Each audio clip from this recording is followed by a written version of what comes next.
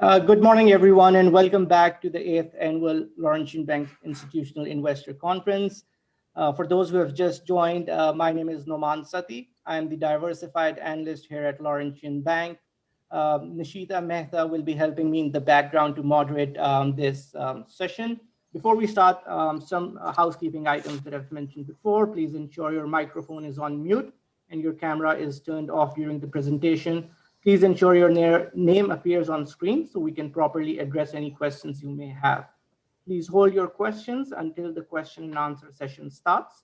We will try to get as many questions as answered as possible. Please use raise a hand feature if you have any questions. If you experience any technical issues when it is your turn to speak, please communicate this in the chat. Questions will be moderated by Nishita. If you would like to download the corporate presentation, you can access these in your virtual briefcase during and after the presentation. You can also explore more information using the tabs on the bottom right of your screen. We're extremely delighted for the participants that we have. We have with us the management of Boyd Group Services. I know Boyd is extremely well known, especially among the Canadian investor community. But for those who don't know, the Boyd Group is one of the largest operators of non-franchised collision repair centers in North America in terms of location and sales. We have with us Mr. Narendra Pat, who joined Boyd Group in January 2015 as the Executive Vice President and Chief Financial Officer. He brings with him 30 years of experience in finance, strategy, corporate development, and operations, having served in senior executive roles in auto, capital goods, construction, e-commerce, and steel industries. We also have, and I'd say we're delighted to have Mr. Tim O'Day, who's the President and Chief Executive Officer of Boyd Group Services. Mr. O'Day joined the group in 1998 with Boyd's group acquisition of Gerber in 2004. He was appointed Chief Operating Officer for Boyd's US operations. In January of 2017, he was elevated to President and Chief Operating Officer. And in January of 2020, he was elevated to his current position. In his role, Mr. O'Day has overall responsibility for the affairs of the company, including strategy, operations, and performance. In addition to serving on the board of directors of Boyd Group Services, he also serves as the chair of board of ICAR. Thank you, Tim and Pat, for taking the time and joining us today. We really appreciate it, and we look forward to having a good conversation where sort of investors benefit from it.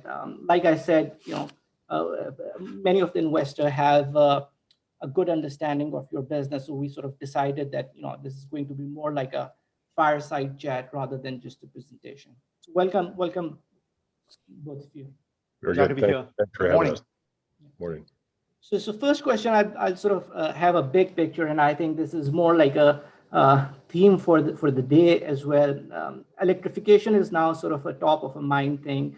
A lot of large players, GM has announced that they'll stop selling the traditional ICE vehicles by 2035. There is a thought process that once this electrification comes in, that may result in automobiles taking collision repairs and aftermarket business in-house just because there's increased sophistication.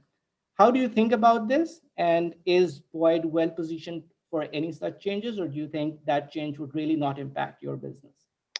Well, I think the electrification is one element of what's changing in the car park right now. But I'd say the one that's probably more significant than that is really the adoption of ADAS technologies, or automated driver assistance systems, in vehicles. And some of the electric vehicles, because they tend to be higher end right now, have more ADAS equipment on them. But the real issue for electric vehicles with us has less to do with complexity of repair and really more to do with safety. I mean, there are high voltage systems on those vehicles. So we need to make sure that our team members that repair those vehicles are properly trained on how to disable the high voltage systems so that they can repair them safely and not do any damage to the vehicle while we're repairing it. So the real issue, I would say, is ADAS versus electrification. But the trend toward electrification will create some changes that we need to adapt to. And I think a good example of the power of Boyd's network is our ability to make investments in a location and then move vehicles that have certain characteristics to that location if it's necessary. A good example might be we have a number of locations that are Tesla certified. Tesla does require some specific training to repair their vehicles. It requires some research and diagnostic tools and some specific training for technicians. So if we get a Tesla into a store that has damage that exceeds a relatively moderate level, we would load level that to one of our stores that's capable of repairing that type of vehicle. And I think that could happen as other technologies emerge over the years. We may have certain vehicles that we funnel into certain repair centers that have unique capabilities. And that also allows us to leverage that investment that we make in those locations and process more vehicles through that investment versus making that investment in every location. That's great color. And just picking up on your answer in a way where you've mentioned that, driving assistant packages, collision avoidance system that are coming in. So that would, generally mean that there's going to be less collision repair volumes. In terms of the price appreciation, or is there sufficient room on the side of price improvements once your volumes go down?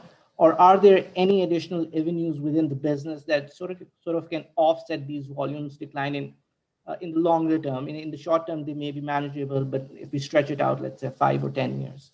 Yeah, I think if you look at one of the things that's happening as a result of ADAS being put more broadly into vehicles is that it is reducing accident frequency, but it's reducing accident frequency per mile driven. And in our investor deck, we actually have a slide that comes from data that is produced by CCC Information Services, and they're one of the major claims processors, probably the largest in the U.S. market. And CCC is forecasting that claims per mile driven will decrease very gradually over the next 30 years by about 30%. That'll be very gradual because with a car park in the U.S. of over 300 million, even if you're introducing 15 to 18 million new vehicles per year into the car park, that technology comes in, but it takes a long time for the old technology to be eliminated from the fleet. In fact, the average vehicle age right now in North America is just over 12 years. So it'll be slow and gradual. There are a few offsets to it. One is that the data that we look at is claim frequency per mile driven. And we do expect, historically, miles driven has increased at a pretty gradual rate, about 1% a year. Pre-pandemic, that was the market forecast. We don't yet know exactly whether there will be long-term impacts from the pandemic. But if we go back to historical levels, we'll see a gradual increase in miles driven. In addition to that, because of the ADAS equipment, vehicles are more expensive to repair. And I would say that comes in there are probably 3 different areas that are driving average repair cost up. One that many people don't think of is there is a shift in mix from sedans in the North American market to SUVs and crossovers.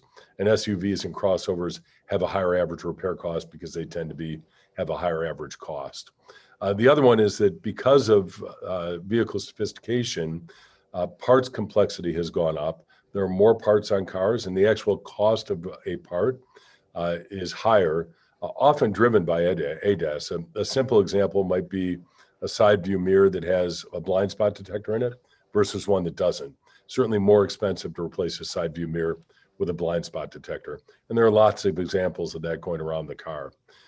Thirdly, in addition to repairing or replacing potentially a more expensive component, once you put that side view mirror on with blind spot monitoring, you need to make sure it's calibrated to look in the right area, to go off and warn the driver if there's somebody in their blind spot.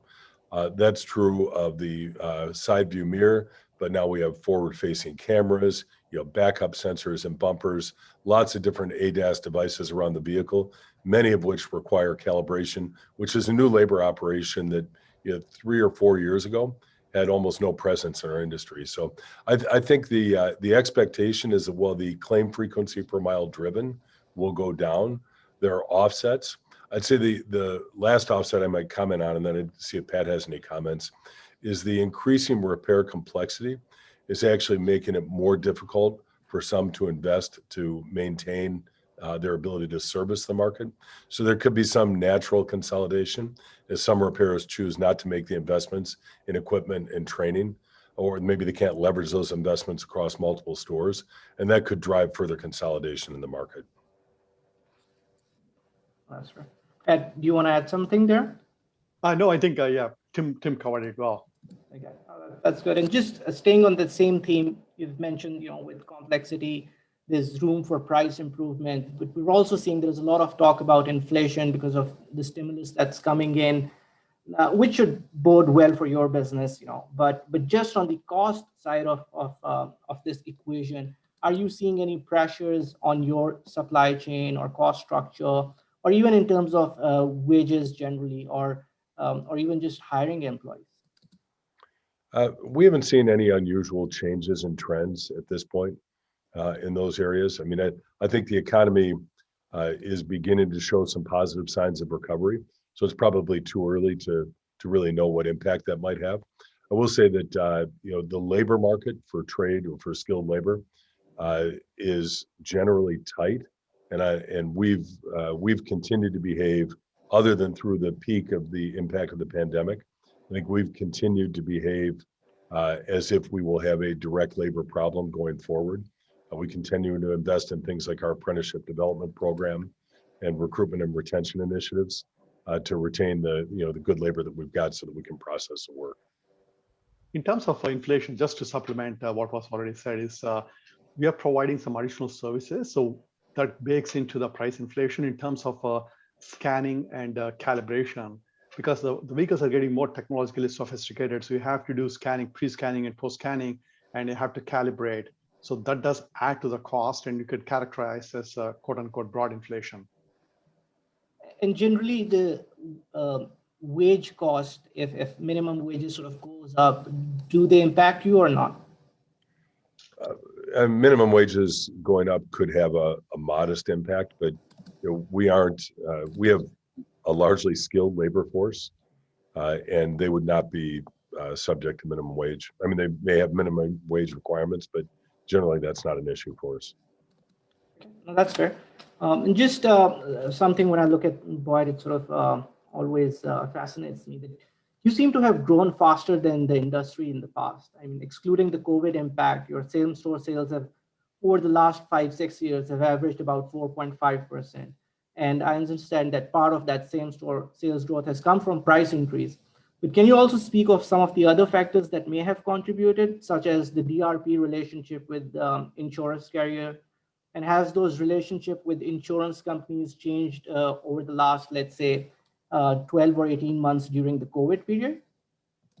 Well, let me comment on direct repair relationships first. The direct repair relationships are really a contractual arrangement between insurers and repairers, where we're committed to specific metrics over time on the repair of their vehicles. And insurers tend to focus on three areas: the quality of the repair, customer satisfaction, and cost of repair. And if we can deliver well in those metrics, then we have an opportunity to win additional business from them. Over the past several years, direct repair relationships have grown in their throughput. So more carriers have generated more work through their direct repair networks. And they're really doing that because it delivers a better result for their vehicle owner, policyholder customer, a lower cost for the carrier, and significantly faster speed of repair. And part of the speed of repair, which also drives customer satisfaction and reduce carrier cost, part of the speed is that in a direct repair relationship, the insurer provides us with the opportunity to fix one of their insured policyholder vehicles, and we fix it without any barriers from the carrier. We do what we need to do to fix it properly, bill the carrier, and they pay us. Whereas in the old model, we would propose what we're going to do. It would be reviewed by a carrier, and we might have to wait for their approval to proceed with the repair. So it really is a more seamless service model for their customer. And they can measure us now with data over time to know we're doing the right thing for them in terms of speed of repair, customer satisfaction, quality, and repair cost. I'd say over the past 3 or 4 years, it might even be 5 now, insurers have shown a growing preference to do business with multi-shop operators like Boyd. In addition, delivering value on speed, competitive cost of repair and quality, we're also able to reduce what they call their loss adjustment expense. And loss adjustment expenses are cost to process the claim. So in a relationship like one with Boyd, a carrier often now would have one point person that would coordinate with one point person within Boyd. And if there were any things to be dealt with, any issues to be dealt with, it's point person to point person, and they don't have to navigate our organization. And it really reduces their cost of processing a claim through Boyd. So that's another benefit that the insurers have gotten from the relationship. As far as COVID and the impact of COVID, I would say we have not seen any real impacting of COVID. I mean, certainly there's been a decrease in the available volume. That's pretty obvious. But the carrier relationships, I think, have been maintained in a really constructive way through the pandemic. That's great to know. And just during the early stages of COVID, you guys had taken some cost-cutting measures. But once the sort of demands come back, I'm just wondering how much of those cost-cutting measures were permanent. And maybe I'll add a second question here. Have you had any sort of problems with the people that you let go in terms of rehiring them, or is that all smooth so far? I think things have gone pretty much as we expected. There were certainly some people that we went to rehire that may have found other jobs during the pandemic, but nothing that I would say was unusual or unexpected. We certainly took aggressive measures when the pandemic hit to cut our costs, and quite honestly, we didn't know at the time whether the pandemic would affect us for 3 months or whether it could affect us for 2 years. It was really an unknown, but we moved pretty aggressively and really converted our broad group of repair centers and converted several of them to intake only to reduce cost, and that was pretty effective in terms of reducing our overall cost structure during the pandemic. I would say we haven't communicated any permanent savings that have come out of that, and what we may find some as we return to normal. At this point, I think we continue to invest in building our people and building our business, and are more focused on the long-term growth opportunity than short-term cost reductions. Pat, anything you want to add to that? No, I think you articulated quite well, Tim.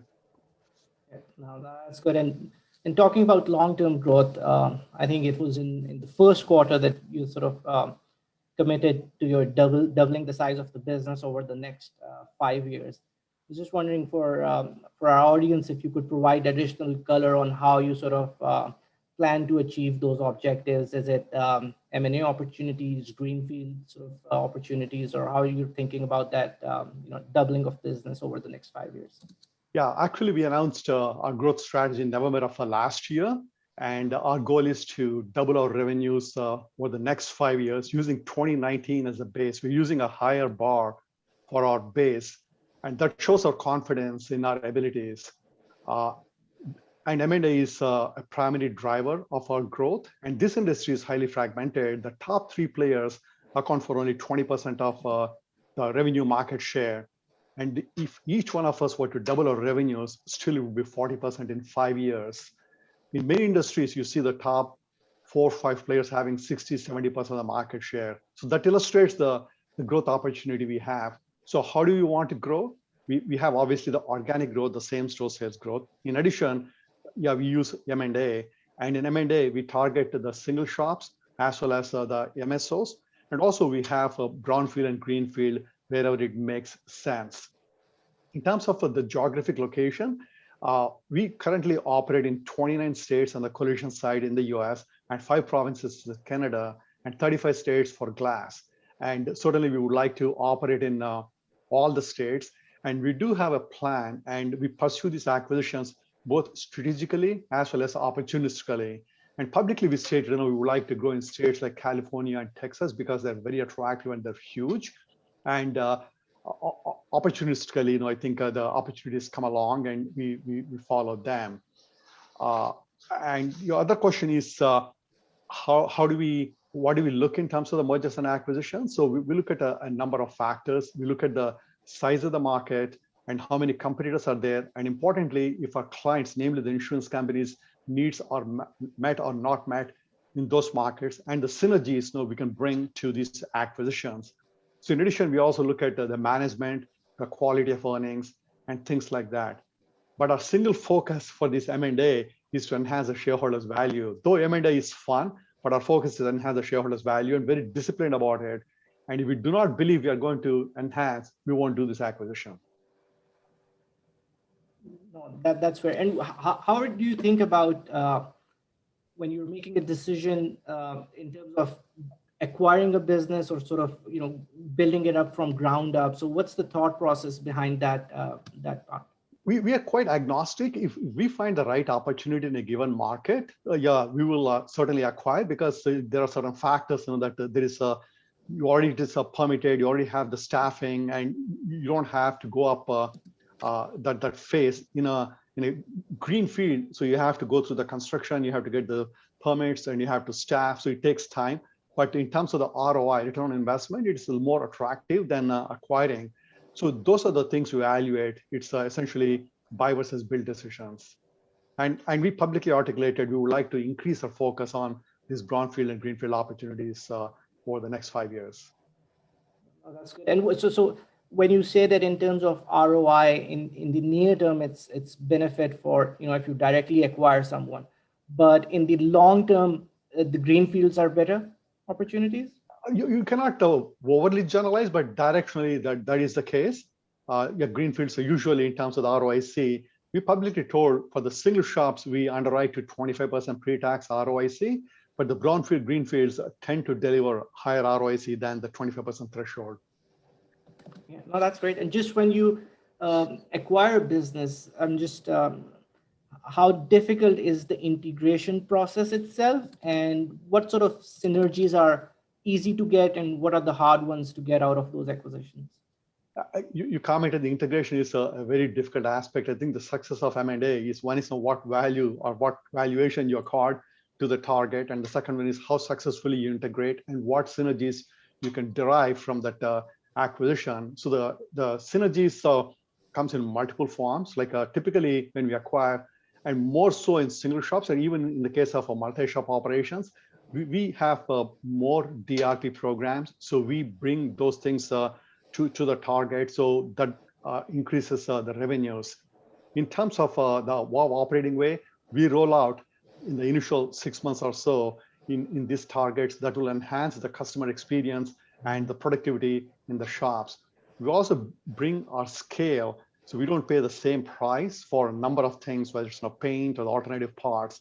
Because of our size, we directly deal with these suppliers. And the other important thing that we bring is the scale. So we have in a given market multiple shops, so we can load balance depending upon increased demand or reduced demand within that network. And the other one is we leverage the investments. So we don't have to make investment in every single shop for specialized vehicles. So we can make investments in one particular shop and use a hub and spoke model to provide services seamlessly to customers. So there are multiple synergies we bring to the table. That's how we add value. No, that's great, Flavor. And just looking at it, if there are some questions from the attendees, they can use the hand feature where they can sort of highlight it, and then we can sort of create a roster where we can start asking those questions. So in the audience, if someone has questions, they can sort of start doing that at this point. And staying on the thought of M&A, this is more like a broad picture question. Like the M&A market, I would think, is in terms of pipeline, is this still competitive and robust? And I know that, in addition to the big four, is there room for more consolidation at the top as well? And who are the big competitors in terms of the M&A market? Is it the PE firms, and have they stepped up sort of their acquisitions during this COVID environment? No, absolutely. I think certainly there is room, and we are always open. Size is not a factor. As you know, we have a pristine balance sheet, and we have the human capital to acquire any company in our industry. And you're absolutely right. I think the market is attracting more PEs. Essentially, that validates our model, how attractive this industry has been, and that's reflected in the value we're delivering to the shareholders. There are more and more PEs. In addition to the service thing, you have Blackstone and Carlyle, and you have Omers, Hellman and Friedman, and Leonard Green in Caliber. So you have Hudson has TSG, you have a Crash Champion, so you have a Classic Collision. So if you look at the top 9 or 10 firms, other than we are a public company, driven brands. So Rourke is still the controlling stakeholder, though it's public. Everybody else is owned by a private equity firm. So there is a lot of activity of PE in this space, and which is not bad for us because the PEs have a finite investment period. So they try to invest in the formative years, and then they try to harvest. So they could potentially become attractive opportunities for us down the road.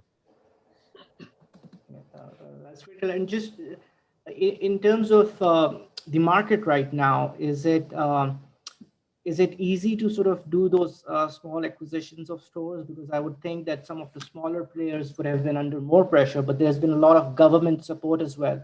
So how's that sort of market looking like? No, you're absolutely right. I think all the stimulus money, whether it's the CARES Act or the Stimulus 2, and now they're talking about Stimulus 3, they're providing live support for these companies.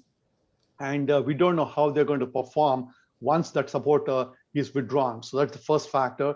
And the second factor is we talked about the secular trend Tim talked about, and the forces at work that the clients are preferring dealing with us, and we have a competitive advantages on multiple fronts. So the smaller players are seeing the writing on the wall, and they want to monetize their investment.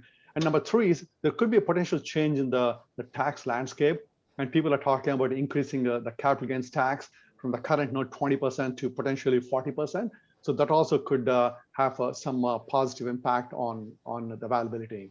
But notwithstanding all these things, the industry is still fragmented. 60% of the shops are owned by mom and pops, so that provides a pretty fertile ground. And just to check with Nishita, if there are any questions, they can sort of do a hand raise, or if you want, you can also write it in the chat section, and I'll be happy to sort of answer those questions. And just on that note, on a different note, Tim, how do you think, in terms of, are there any other opportunities for your business in terms of revenue, or is it just the market is so fragmented that you just focus on growing within this core business that you have, or are there other opportunities that you could eventually expand into? We're not really focused on other opportunities. I think, we continue to grow our auto glass business. We haven't talked much about that, but when we enter a market with our collision business, we generally will follow that with growth of our auto glass business. And we've been doing that for a number of years successfully. Pat talked a little bit earlier about calibration. Calibration is an emerging need. It's actually growing fairly rapidly as ADAS is adapted and it's understood in the marketplace. So I think that is an opportunity for us. And that crosses both our collision business and our auto glass business. So, we will, I would expect us to generate more revenue related to calibration, although that's really part of our core service of repairing damaged vehicles, whether it's a windshield or whether it's a collision repair. And both markets are highly fragmented, right? Auto glass is highly fragmented, other than one very major player that has substantial market share. So I'm not sure the exact numbers on it, but they would represent a significant share of the U.S. auto glass market. And then the balance of it is pretty fragmented. We would be, we believe, the second largest player in the auto glass market in the U.S., but a small fraction of the size of the biggest player. But in terms of your competitive advantage, where does that come from? Is it because of your partnership with insurance companies? Is it the product itself, or what's the competitive advantage that allows you to sort of have these growth numbers? On the collision side, are you talking about?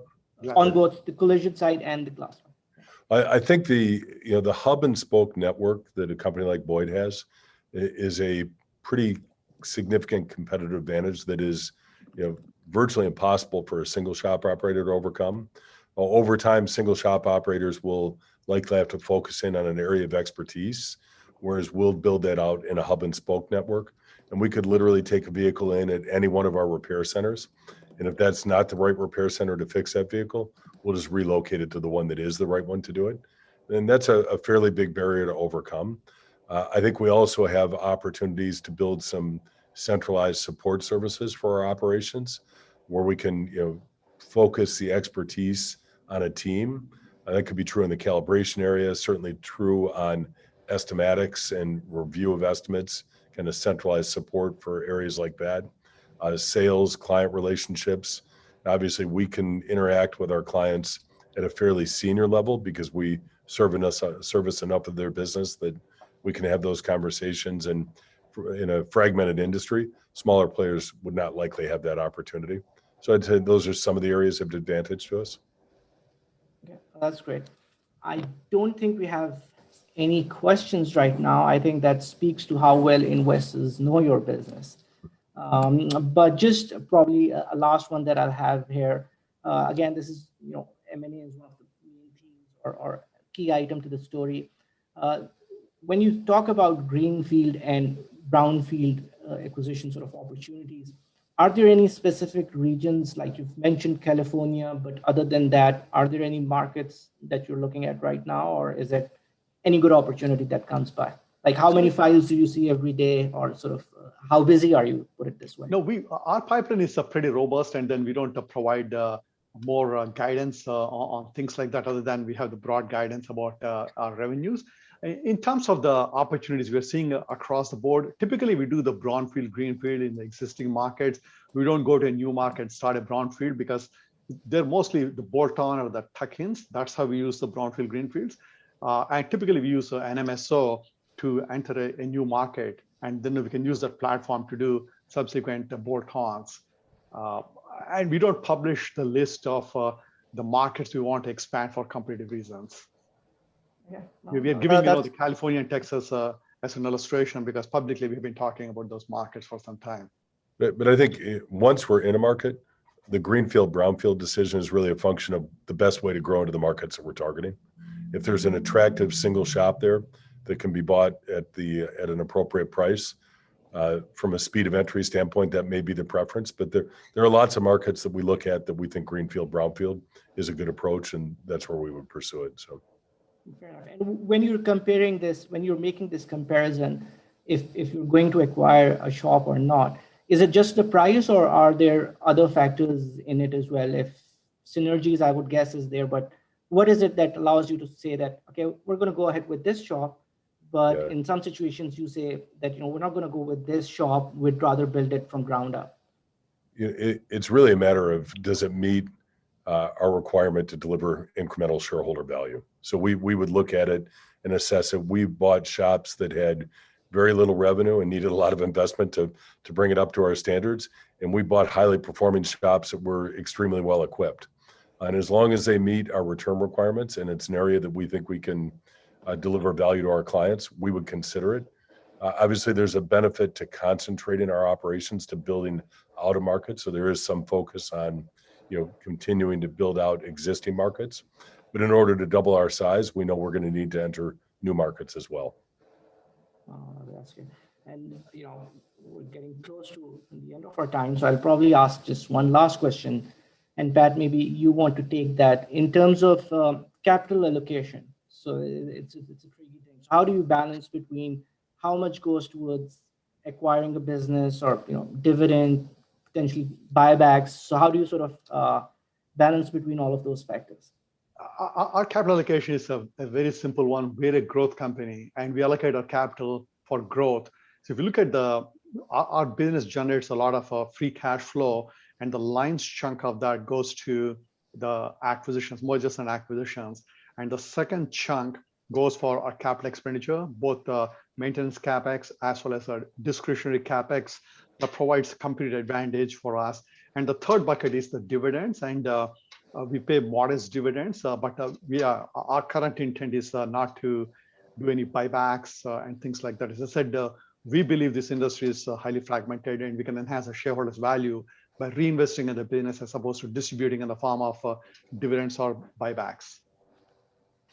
Again, no, that's great. And just, I think I have one question from attendees here. It says that, can you discuss the long-term implications Of loss rate? Of an increasing total loss rate. I think I can address that. Total losses obviously are not repairable, and a total loss is simply when it's more economic for the insurer to salvage the vehicle, get the scrap value for it, and pay the policyholder so that they can replace the vehicle. It's tied to used car prices and a number of other factors. There has been a long-term trend of an increase in the total loss rates. Some of that is related to the aging car park. The car park has been aging fairly significantly over the last decade. And I mentioned earlier in the presentation that currently the average age of a vehicle in the United States is over 12 years. And certainly when a vehicle that's 7, 8, 9, 10, 11, 12 years old gets damaged, it doesn't take much for it to be totaled out. You can also, with a lot of airbags on today's vehicles, if you have an accident that deploys many of the airbags in the vehicle, those are very expensive to replace, and that can generate total losses. Manufacturers are working hard to try and keep that down. For example, if you're in an accident and there's nobody in the front passenger seat or the rear seats, those airbags would be designed not to deploy now. So that can reduce the likelihood of total loss. But there's no question there's been a long-term trend of a slow uptick in the total loss rates. We don't really have any ability to predict where that will go. Last year, through COVID, more of the accidents that occurred were high-speed accidents because of lack of road congestion. We think that probably contributed to total loss rates last year. But we still believe that there is a sizable repairable market available to us that will allow us to achieve our goal to double our business. I think there is one more question. Nishita, you want Yes. to please say that? Yeah. There is one more question from Brian Brown from Global Asset Management. He is asking that what goes into upskilling or certifying a location?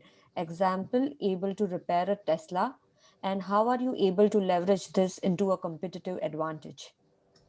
Yeah, I'd say as some people may know, we've had a strategy underway for the past 3+ years to build out our certification of OE certifications. And we now have, we believe, an industry-leading number, but we have a substantial number of OE certifications, and we're continuing to invest in that. If you take an example of a Tesla, which would be considered one of the premium vehicle OE certification programs, that would require an investment in some additional equipment in many cases to be able to repair those cars. You also have to certify technicians and other staff members so that they can confirm that we have the knowledge and skill to repair the vehicle properly.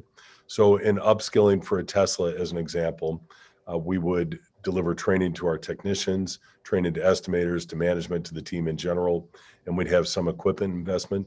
And depending on the store, that could range from fairly nominal, maybe $30,000 or $40,000 to as much as $150,000 if it required kind of a complete refresh of several pieces of equipment.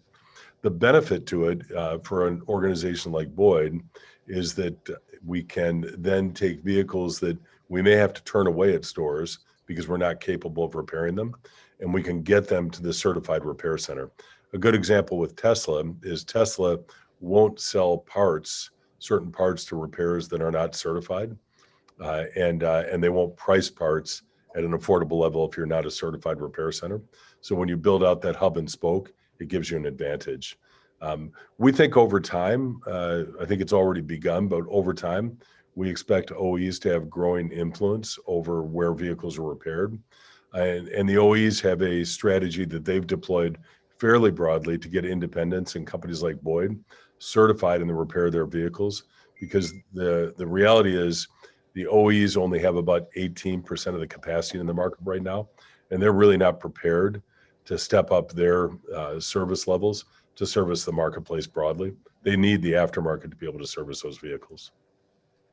So if I understand this correctly, so if one of the Tesla comes to one of your certified shops, you can still do the collision work, or is it that Tesla doesn't provide you those parts right now? No, if it comes to one of our certified stores, we buy the parts through Tesla. Tesla's a very unusual manufacturer, as I'm sure you can appreciate. They don't go through a dealer network, and most everyone else does. But if we got a damaged Tesla into a store that wasn't capable of repairing it, we would move that Tesla to one of our stores that is capable of repairing it and perform the repair there at a certified location. Okay, that's great. With that, I think we're sort of coming to an end. So I really appreciate it, Tim and Pat, for joining us today. I think it was a very useful chat, and there was, you guys have grown phenomenally well. And there's, like you said, the industry is fragmented. There's good growth opportunity ahead of you as well. So once again, I really appreciate it. You guys have a busy schedule. You took your time out to chat with us, and hopefully investors also benefited from it. So once again, thank you everyone for your questions as well. This concludes our this part of the presentation. We will have a next presentation in about 15 to 20 minutes time. For this presentation, we'll end it here. Thank you, everyone. Thank you once again. Thank you. Yeah, thank you for your time. Yeah, thanks, Norman, and thanks, investors, for your interest in the Void story. Have a great day. Thanks.